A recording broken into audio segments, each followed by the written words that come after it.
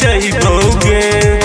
सच में कैसे कोरी हम तोहरा से प्यार हो, हम पानी बहुत लाचार हो। करहे के परी कहबू तो तोरा घुमाइब पटना बाजार के छौरी। कहबू तो तोरा घुमाइब पटना बाजार के छौरी। दिल है तू खगड़िया के बाजार के छौरी। दिल है आलमनगर के बाजार के छौरी। देखते भैया जनते मैया कोई बवाल रे छौड़ा। देखते भैया जनते मैया कोई बवाल रे छौड़ा।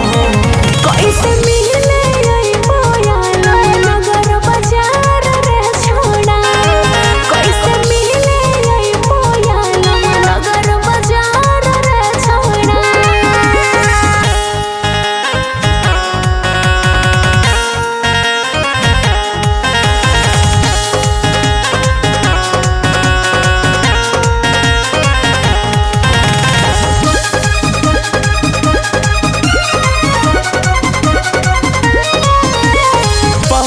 पायल पिन्हैबोगे, सोलहो सिंगार दिलैबोगे।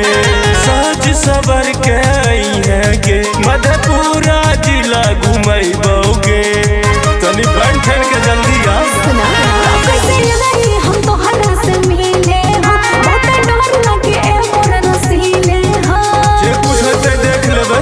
देवे के पारी दिलवारा mesraj के छौरी। देवे के पारी दिलवारा